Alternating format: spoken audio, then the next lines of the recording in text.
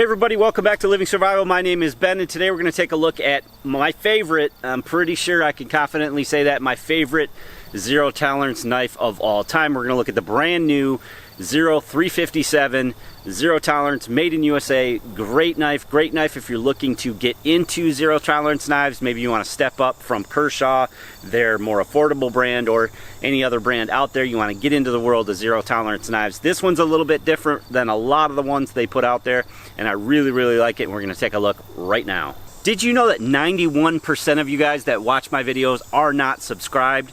That's crazy. So take a moment, if you would, click that subscribe button. So today we're looking at the zero tolerance 0357 in the black wash. Now, a lot of ZT knives are like this brand new 0707.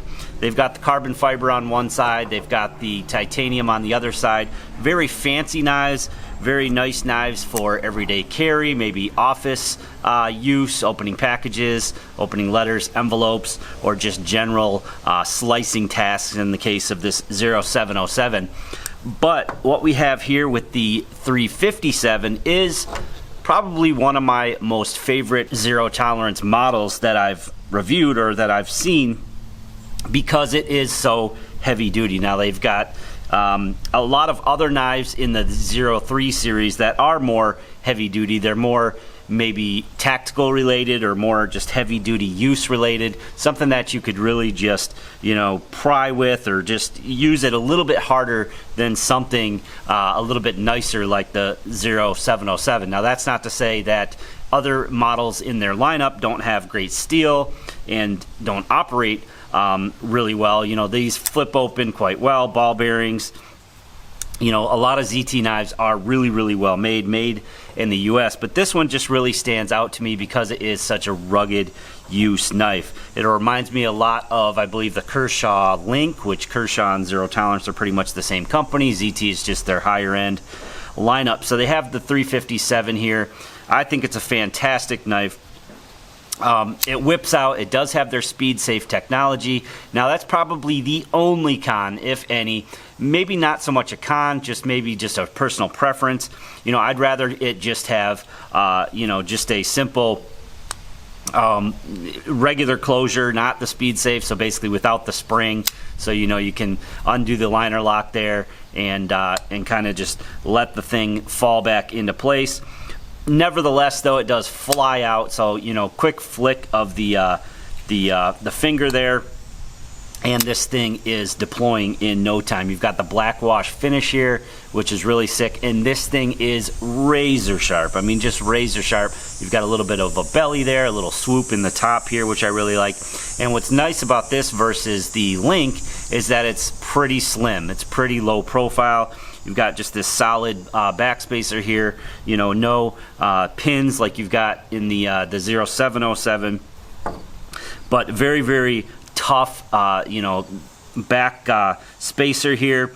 Very nice pocket clip. It's got a real deep carry pocket clip, which I really like. So this thing is, you know, very covert. It fits down in your pocket really nicely. You do have a lanyard hole there. A lot of their knives don't have a spot to put a lanyard on. So again, that really goes a long way if you're going to use this more as a heavy duty knife, if you want to throw a little lanyard on there. It does have a CPM 20 CV blade, so really good edge retention there. Fairly simple to touch up when you need to. Unless you're doing really hard use, that edge is going to hold up for quite a while. And then you've got really nice black G10 on here. It sort of reminds me of like a Spyderco paramilitary maybe. It's just kind of got that really grippy texture there. Again, that's gonna help you if you're using it when your hands are wet, if you're using it you know, with gloves maybe. That'll help you. It does have a reversible pocket clip. Of course, I'm left-handed, so I did swap it.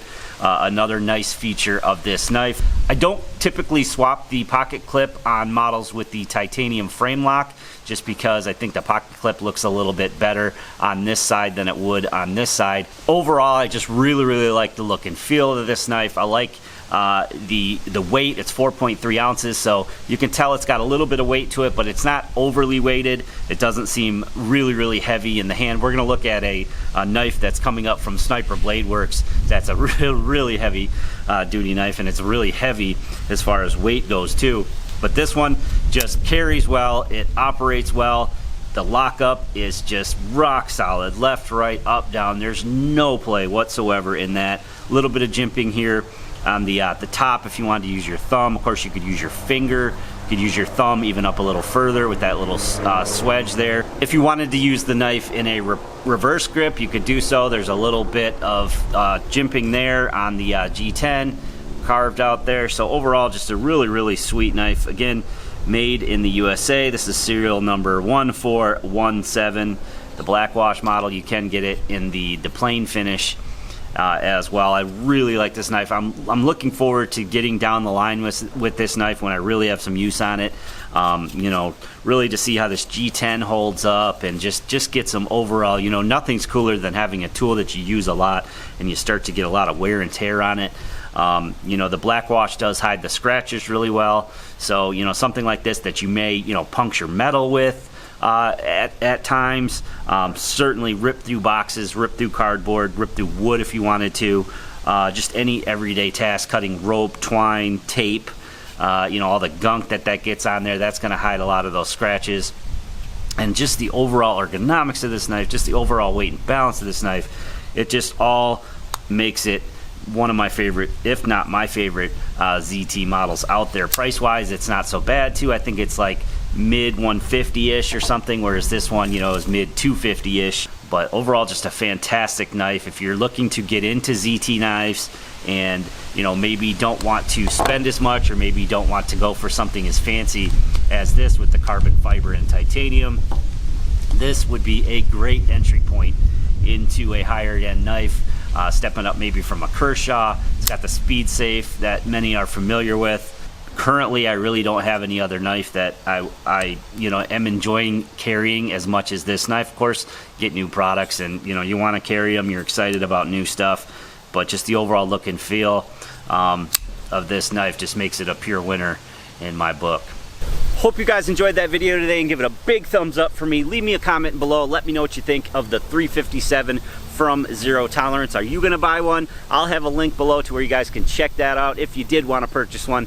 Please share this video to your friends and family on your social media, and if you haven't already done so, as I mentioned in the beginning, if you're one of that 91%, please go ahead and click that subscribe button and the notification bell to be notified of new videos.